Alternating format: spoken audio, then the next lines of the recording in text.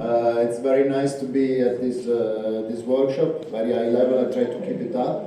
So I will talk about a bit of an holistic view. I will do a step back and talk about passivity-based control methods in general and introduce the spectrum of motivations that we can use when talking about these methods. And I'm happy also because of the other speeches before me, because I will adhere to those to some extent.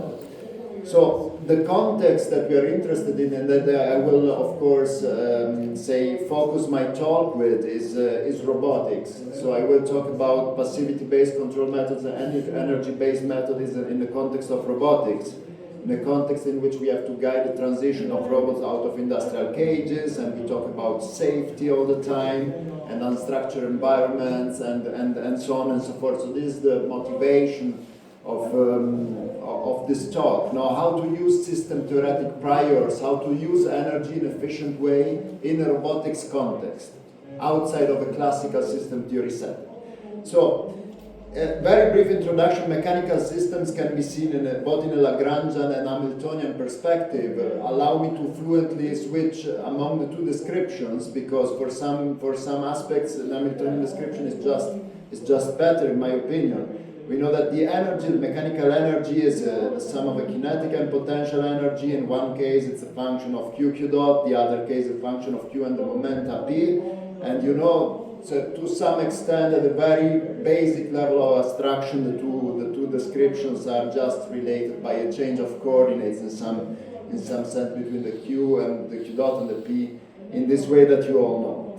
So, a mechanical system is a physical system, so let's consider a fully actuated case for simplicity. No? So we know that the variation of energy, that's something that we have seen before, no, is given by the energy which is injected through the input port and the dissipated energy. These are three equivalent ways to say the same thing, and at the end of the day, what we say is that the mechanical energy that the actuators can extract from a passive system, from a passive mechanical system, is bounded.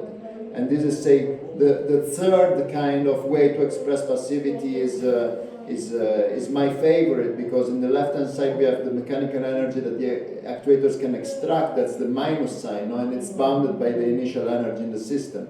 And the passive system is a generalization of this concept. It behaves like a physical system. Now, a passive system is a dynamical system in state of fine form in this case, and if there exists a scalar energy-like function S that we call a storage function, okay, that fulfills this kind of energy-like equality, then we say that the system is passive. That is, for a physical system, passivity is a statement of energy conservation, nothing more. And then we like to use this concept because, as a control theorist, now we use Lyapunov arguments, choosing as Lyapunov candidate this storage function, and then under weak kind of conditions we have stability following from this kind of passivity condition. So this is very, very brief introduction. You all know this, so let's talk about energy-based methods and passivity-based control, and I will present a multi-level kind of perspective, which of course is not written anywhere. It's my perspective with the hope to, say, spark some discussion later. So a very first level of using passivity-based control methods in control theory is the following. We want, by means of control, to make the closed-loop system passive, or in other words, to make it behave like a physical system. In other way, this set of methods, say, reduced to use energetic arguments to design stable controllers. We see it in the figure. Now we can design, for example, virtual springs and virtual damper, and in a sense interconnect them to the physical system, and to create a closed-loop system which has a kind of, say, physical interpretation. And say a very first level of using these approaches is to modify by state feedback the open loop system to design a physical closed loop system. That is to basically design constructive methods to build closed loop Lyapunov functions. Example, find the state feedback okay, to shape the dissipation inequality of a mechanical system, which is this energy-like equation. So we have on the left-hand side the open loop dissipation inequality, how the energy behaves, and then, okay, we want to find, in this case, a torque-based state feedback, and we modify the dissipation inequality. That is, we design a controller that acts at the level of dissipation inequality. Under some, say, abstraction, there has been a lot of techniques in this context, which is called energy shaping, how we shape the energy, and damping injection. That is, we inject some virtual damping. Say a slightly more constructive way of doing so is to shape the closed-loop structure of the system, not only the energy balance. No? And in this case, we have this EDA PBC family of methods, and they have been formalized in the context of Port-Hamiltonian systems a lot. No? So we have Port-Hamiltonian system on the left, and we design a state feedback control, and we get another Port-Hamiltonian system which to some extent defines the desired behavior for our system. So there are many arguments why this is a good idea, many arguments why this is a weaker idea, but in this first level of passivity-based control, so setting the power balance means controlling a desired behavior which is associated to safety, efficiency, and performance, not only stabilization. To my perspective, this kind of reduces to find constructive tool to design closed-loop Lyapunov function. I was, say, impressed by once Bernard Maschke told me that he did not expect to have so many citations on his 2002 EDA PBC paper, no? And he realized the reason why it got a lot of success is because it adhered to the control system community and gave constructive tools to design closed-loop Lyapunov function. And I kind of agree. So this first level of motivation of using passivity-based control method is a way to design constructively closed-loop Lyapunov function without having to guess them, in a sense. And also the other kind of motivation is that the dissipation equality provides a form of robustness for this closed-loop system, which is anyhow a little bit difficult to quantify. So let me motivate the reason why we should, say, use passivity-based control and energy-based control methods beyond this first level of just an alternative way to use the Lyapunov argument. In order to do so, let me use Port-Hamiltonian system theory to express you the idea between open dynamical system. So we have a robot. It has its kinetic and its mechanical energy. We can have a Lagrangian or Hamiltonian description, no? But in this case, I am representing a conservative closed system without control, no? Equal to zero, the right-hand part. And the variation of energy, h dot is equal to zero, and we have the robot being an isolated kind of blob. Okay, we can perform the so-called adding ports in this Port-Hamiltonian perspective, and you can see this skew-symmetric matrix now, which describes the system dynamics, which gains, okay, a dimension every time we add a kind of port. But the matrix remains skew-symmetric, which roughly speaking means at this level, okay, the h dot is not more equal to zero, but it's equal to the duality product between the last two vector-covector pairs, if you like geometry, but in this case, is the power injected by the control port. And the robot is not isolated anymore, but interacts with the controller, okay, which has still to be defined, but we can have this interpretation of the robot and the controller interacting in this way. Much better, using this Port-Hamiltonian description, it's very easy to see what happens if we modularly extend more and more ports, and we can add another port, for example, the end effector port, no? And in this case, you see the skew-symmetric matrix just gains another dimension. The fourth row of this expression is just the differential kinematics. The twist is the end effector velocity, no? And we have a total description in which right now we have the energy, the h dot, being equal to the power which is injected by the control port plus the power which is injected by the end effector port, no? And then we have the robot, which is not more isolated, but is interconnected with two different systems through two different ports. Even better, through this, say, Port-Hamiltonian open description, we can add any port we like. So this is a bit the business about port Hamiltonian description, no? So we have a compact formulation which tells us energy, everything about energy, and say this is an example in which I just opened one port for each link of the kinematic chain.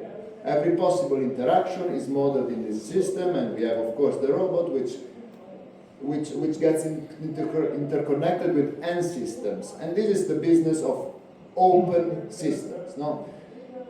Why do I say it? No, because I think the real business about passivity-based control and energy-based methods has to be seen under this perspective, under the perspective of open system. In fact, the second level of passivity-based control, again, this is not a standard classification, it's just for me to make my point here, is to understand the robot as a system which acts in a bilateral interaction with an environment, no? With an environment, and then the control port is a different port than the port of the environment, no? And in this perspective, the motivation of passivity-based control is to generate closed-loop systems which are robustly stable to external interaction. In particular, we can prove that they are input-output stable with respect to the port variable that the system gets passive, that gets passivized. Under this perspective, this is, in a sense, we will go back later on this, but this is deep necessary for safety because only finite energy can be extracted from potentially hazardous environmental interactions, which is perceived as a necessity for safety. So under this perspective, we can define a new definition of passivity-based control, if you want, is to design a controller with possibly with its own state, with its own energy, such that the energy dissipation inequality, can be massaged, can be transformed into a closed loop one, in which there is a closed loop energy, which is passive with respect to an environmental port, which with respect to the port where we expect potentially hazardous interaction in a robotic system. Okay, this is the second level in my perspective about passivity-based control, but let me tell you a little bit more about these ports. What are these ports used for? These ports are used for interconnection. That is, we have a robot. In this case, I kept the control port and the end effector port open, and say we have another system, this pink dinosaur, which has, again, another port open. And we have to know the constitutive relation, the physical relation, which allows us to interconnect in a physical consistent way these two ports. For example, action-reaction in the mechanical domain. And then we have, by construction, a closed-loop interconnected system, which preserves some kind of, energetic property. That is, the full system is again a port Hamiltonian system, and the energy balance is inherited from the energy balance of the two systems. And here you see I still kept the control port open of the original system. So we can think about the idea of control by interconnection is how to choose a controller such that the closed loop system has some desired behavior in any possible meaning, not only at the stability perspective. And in fact, control by interconnection is exactly this. So it's the idea of designing a controller as a dynamical system and interconnected to the control port in a physical way. So the closed loop system will be a physical system by construction, which is something that you don't have by pure state feedback perspective. There are also other interconnection techniques, which are more general, which I will briefly talk about, which go under the name of energy routing, or energy tanks in general. Let me say a few words about energy tank because I think they fall in this, wider control by interconnection perspective of passivity-based control. So, energy tanks are a special interconnection technique in which leverage on the concept of control by interconnection. That is, if in the classical control by interconnection perspective, a robot and a controller are interconnected like physical system, like the left part of the scheme, the energy tank technology, okay, introduces a special type of interconnection, okay, and the key point which I want to try to transmit is that what changes in the energy tank perspective is the physical role of the state of the controller. Okay, the state of the controller does not represent anymore a kind of physical-like system, like a virtual spring or so on, but represents an energy budget. Represents a current energy budget which can be used by the robot, okay, in a way that if the robot performs the task and uses some energy within that energy budget, then we can formally prove passivity of the system. So,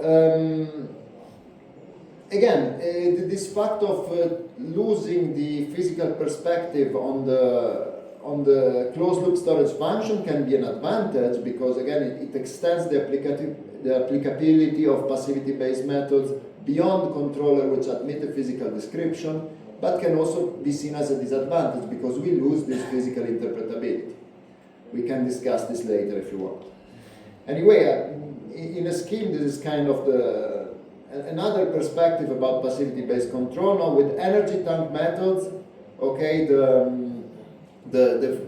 role of the state of the controller becomes an energy budget. This is my point. And we can disembody passive controller from physical interpretation. This sparkles discussion about the ultimate motivation of passivity, which is, in my opinion, very much open. So we can discuss this later. Though, I mean, I want to extend further the motivation of passivity-based control. No? So, because in this setting, sorry, let me go back. The usual critics that passivity-based control gets is that anyhow a passive closed-loop system is in a sense poorly able to represent autonomous and complex task executions, no? Because we must have a finite energy balance and a focus on robust stability rather than performance.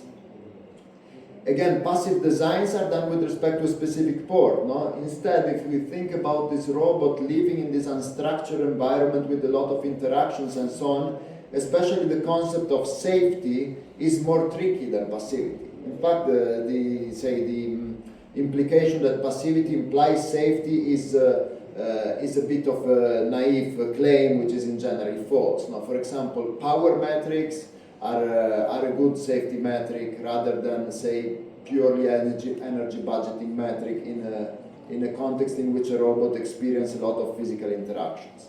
And this is especially true when using passive designs which use closed-loop storage functions that do not have a physical meaning with springs and stuff, like energy tank methods. So, how to go forward? I would say then these passivity-based control methods, can be pushed on a third level of abstraction, which we call energy-aware control, in which basically the goal is not more passivity in the sense of achieving a closed-loop dissipation inequality, but in a general sense, controlling energy flows happening in the robot and in its network to design safe, energy-efficient, and highly performant tasks. So we have some keywords which go together with this motivation, like, for example, optimizing the use of energy in the network created by the robot and its surrounding. No? And of course, this research space gives rise to room to connect passivity-based control and energy-based method with optimization and learning techniques, which we can discuss later if we have time. So, my point of this talk is that from passivity-based control to energy-aware control method, we are not talking about a very, very specific type of framework, but it's a spectrum. It's a spectrum of methods which go from Lyapunov analysis to very abstract idea of controlling energy flows, and we need to be very careful when addressing the motivation. And we don't need to be too stiff in saying, okay, we solve the passivity-based control method rather than we solve the energy-aware control method. We need to really be humble, in my opinion, in discussing the main motivation that we put on the table when attacking a specific control problem.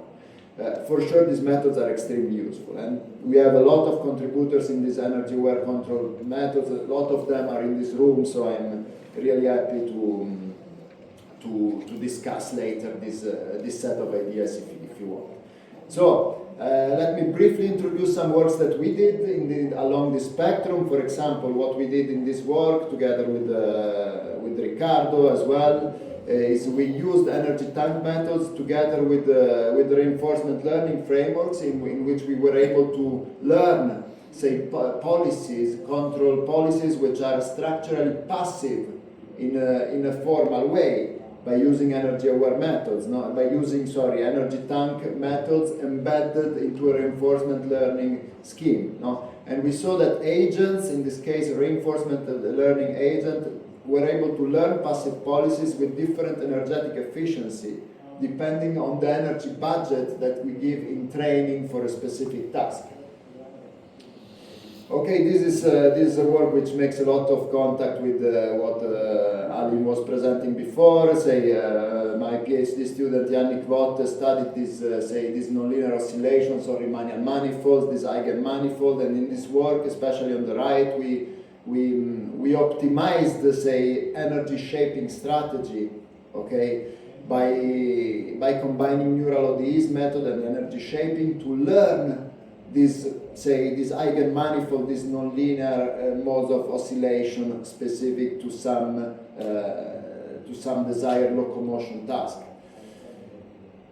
This is another kind of work that we did lately about control barrier functions and energy-based control barrier function. And also in this case, in this paper that we will submit soon, we were able to learn safety critical control action, okay, to design some kind of nonlinear oscillation with a completely different way than nonlinear modes of vibrations, but using control barrier function. This is just, I mean, of course, I don't have time to go in detail, but I want to make the point that combining optimization techniques like control barrier function and energy-based control ideas can give rise to new ways to perform, for example, locomotion strategies. This is another, work that has been recently published on the RAL letters, in which we limited kinetic energy, again, to energy-based control barrier functions. We see the robot here. You see a ghosted version of the robot, in which, the slower version was limited in kinetic energy, of course, motivated by safety kind of arguments, in which we were able to limit the kinetic energy in a passive way using the control barrier function technology. So you can see in this video here, which I think is the most interesting one, and also the one that doesn't work. Yeah, here you see, on the left-hand side, you see a sudden release of tension for the robot with a rope that was tensioning him, and we are able to show that with this, passive approach using energy-based control barrier function, in a purely passive way, the robot is able to break the system and to create a safe closed loop behavior, even with a sudden energy release. The interesting part is that we do it purely passively without the use of energy tank, and the right, black plot, in fact, is the dissipated energy, but the safety critical control action, and you see it's always negative. So with a purely optimization-based framework, we are able to show passivity by wisely choosing the control barrier functions. I'm also editing a special issue about Port Hamiltonian system and methods. Okay, so if you are interested to contributing, this is the QR code. You can contact me in private, and we can agree on waiving fees, publishing fees, and so on. So we have already a lot of contribution for this special issue that I'm editing together with Stefano Stramizoli and Rami Rashad. So again, this was my talk. I wanted to spark us some discussion, and I am hoping to talk with you later. Thanks for the attention. Okay, thank you very much. We have time for 2 or 3 questions. Any questions from the audience?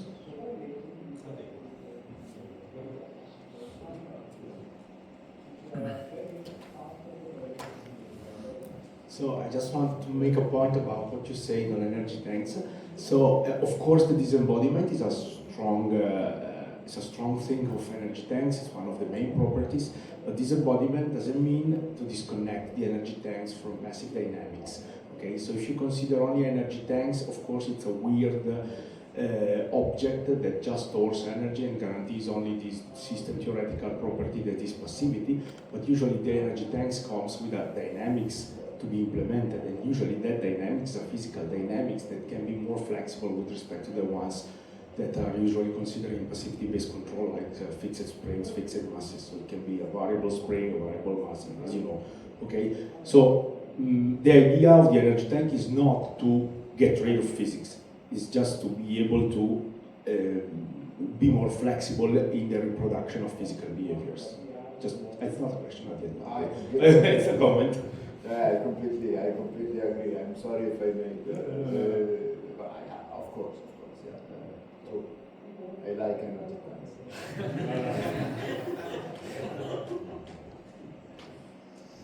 Okay, any other question?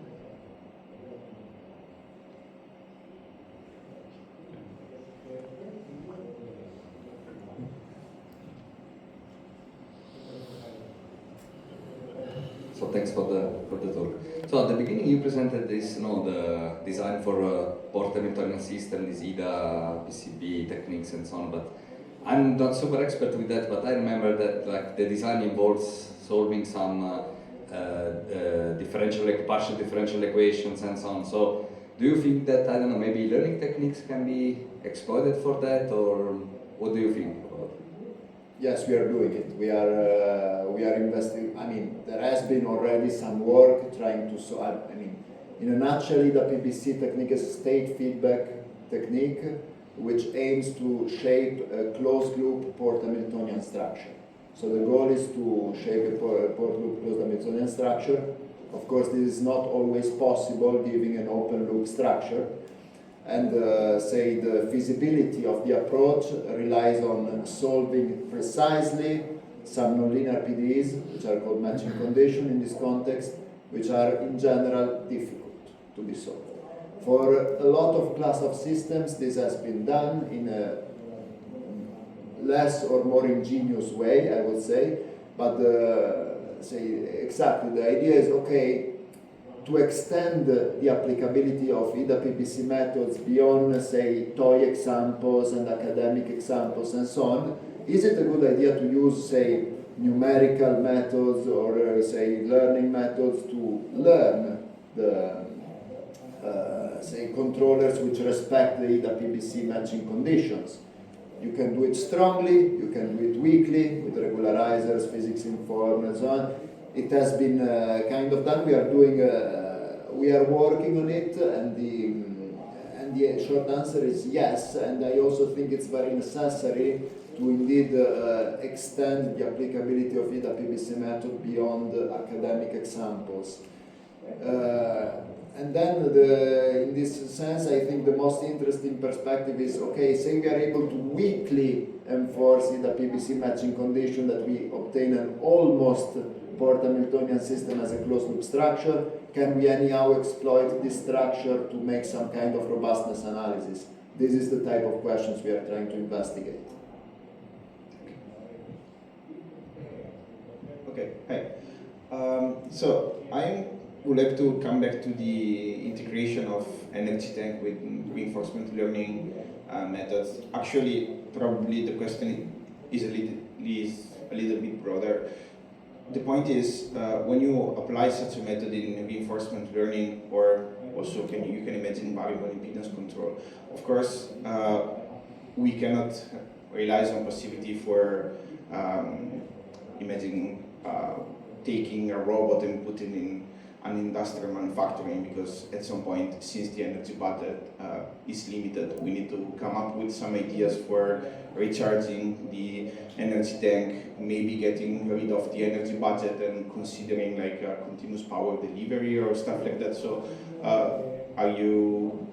what's your opinion on that? Absolutely, I completely agree with you. That was actually the initial motivation why we started this project, say, of combining energy tanks and reinforcement learning. The idea was not to just create or learn passive policies with a fixed energy budget, but the idea should be indeed the idea of creating a dynamic energy budgeting procedure which helps the system to perform a given task in a safe way, in a passive way, that is to keep the energetic prior in a kind of dynamic time horizon along a complex task. I think the motivation is very interesting. My own perspective while working on this stuff, while thinking about these things, is that very fast, in my opinion, you end up to a kind of point, and this is open, I might be wrong, I might be right, but you arrive to a point in which for a given task you ask yourself, okay, is this a framework worth sticking with from the beginning? Okay, why should we use this framework, for example, with the energy tanks and dynamic energy budget and so on, to and wrap it around possibly complicated dynamic energy budgeting procedures? Okay, is this really a benefit rather than using some more model-free kind of techniques? I think the question is in general open. So to really prove that the kind of dynamic energy budgeting procedure using these energy tank methods and so on is actually an advantage, and to make better performance, safer performance along complex task executions. That's in a nutshell, I think, the challenge that we as energy-based control people should be able to prove in the following years. Okay, thank you.